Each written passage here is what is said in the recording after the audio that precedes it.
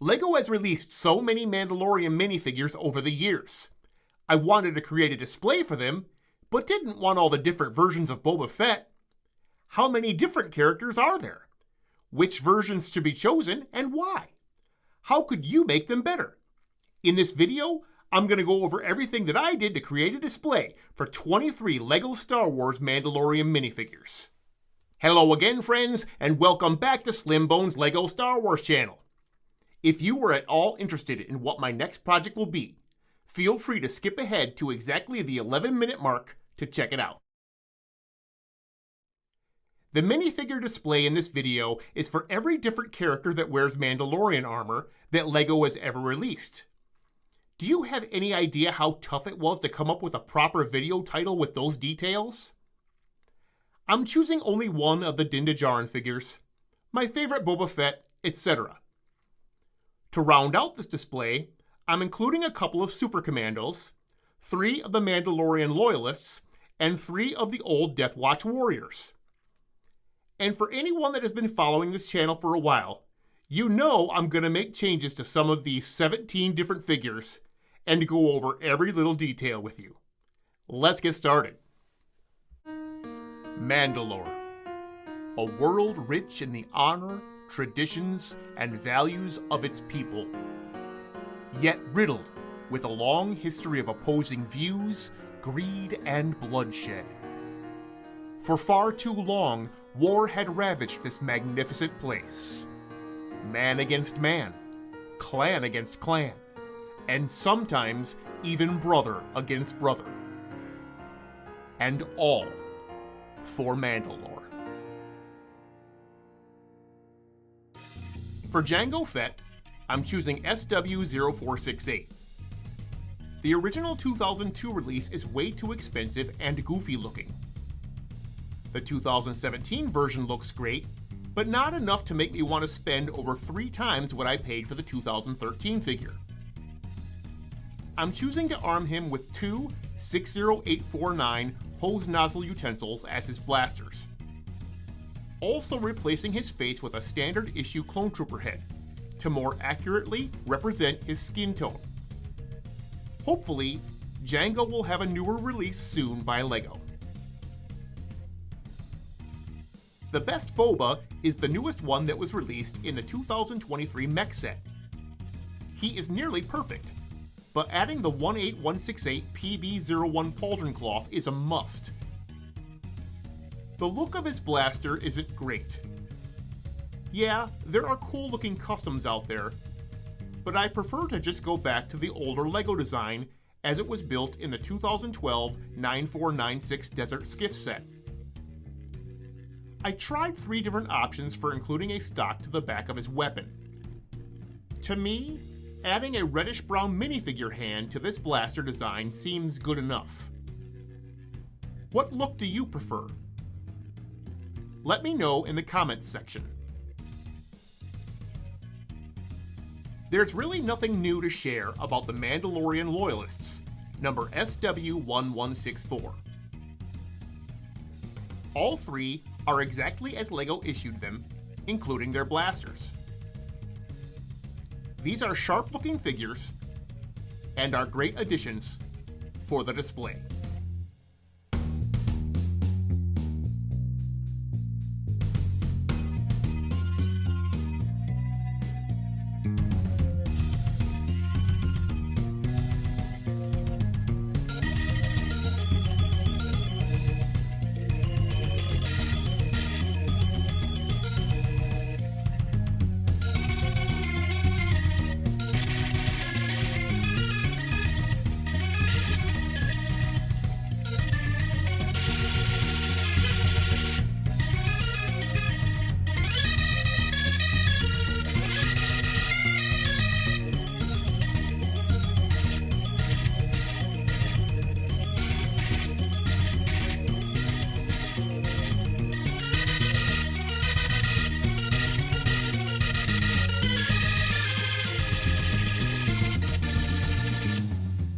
The Death Watch Warriors, number SW0296, are classics. These guys are one of the reasons why I wanted to create a Mandalorian figures display. since they all have the same face, and their identities don't matter. I replaced all the heads with black ones. Also, they have boring pants. I picked up multiple copies of the 970C85PB29, which are the legs found on the 2021 Bo-Katan figure. The Death Watch crew looks much better, and decided to also arm them with the same blasters Jango has. This guy is called Bounty Hunter, number SW0476. Supposedly, he is a Mandalorian. He's wearing the armor, and his helmet, although not traditional looking, in the least, is created from the Lego mold of a Mandalorian helmet. The only time this unnamed character was ever seen was in one episode of the Yoda Chronicles cartoon, which isn't even canon. What do you think about the inclusion of this figure to the display? I have a 4th Death Watch warrior waiting in the wings, should I decide to remove him in the future. 3 of the 4 tribal warriors from the 75267 Mandalorian Battle Pack are as is, with the exception of not using their original stud shooter guns. The SW1079 figure needed better pants, so he was given a pair of Din Djarin pants, number 970C00PB1152. I chose these options to arm them to further add to their unique looks. They look incredible and make great additions to this custom display. After deciding that I wanted 2 Super Commandos, I chose SW0494 for both of them. The only difference between the two are the faces. Since the SW0495 shares the same face as Vizsla, who will be featured later on in this video, I didn't see any need to buy that specific figure. Once again, the identity of these Super Commandos is unimportant, so I swapped out those heads for black ones. The figures as is have boring pants, so I picked up 2 Gar Saxon pants from Bricklink. And after doing a little visual research on the Super Commandos, I chose to switch out their hands for black ones. Gave them each Stormtrooper blasters too. I like how they turned out. Darth Maul would be proud. I didn't make any changes for the latest issue of LEGO's Bo-Katan Kryze, number SW1287. This version is so much nicer looking than the 2021 release. She's armed with both of her 62885 medium barrel pistols and is ready for action. Gar Saxon is also exactly as LEGO issued him, from the 2021 Mandalorian Starfighter, number 75316. A really awesome looking figure. Nobody cares, but Sabine Wren is probably my least favorite character in all of Star Wars.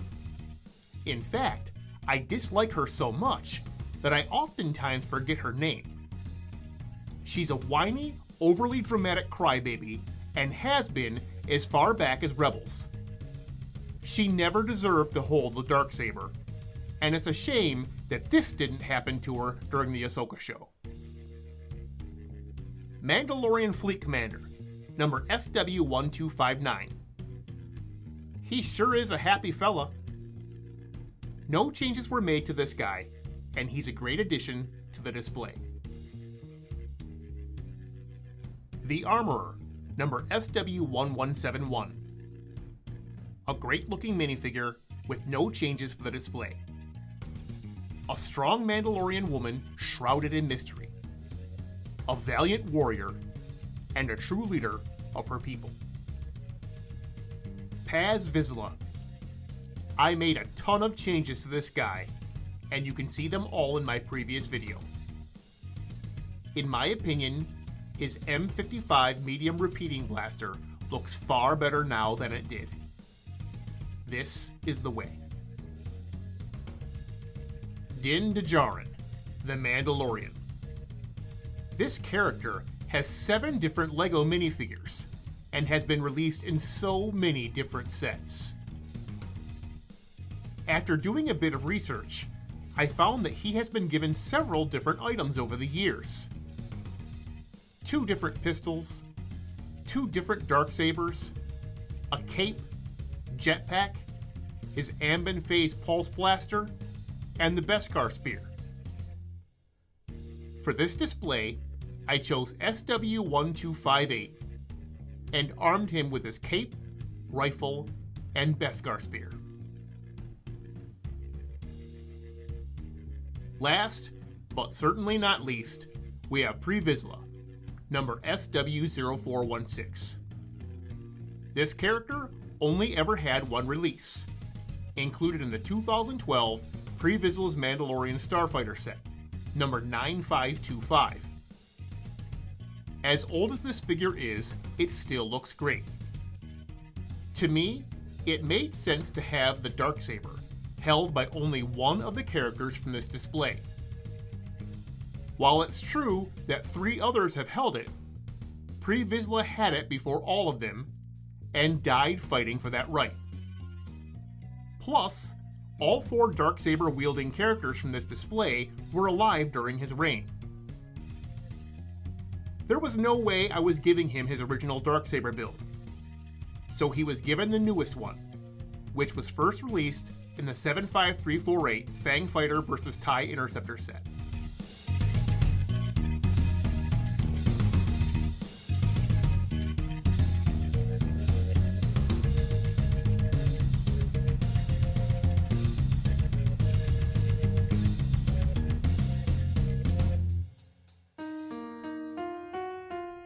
My next project will be to tackle the UCS Venator.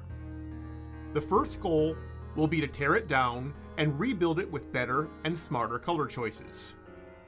Once that is done, I will attempt to add a minifigure interior. Because y'all know I love to make time-consuming and impractical decisions. See you next time from Slimbone's LEGO Star Wars channel.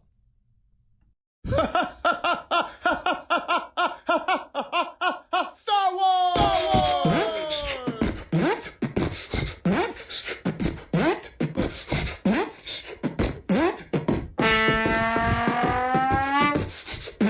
Cold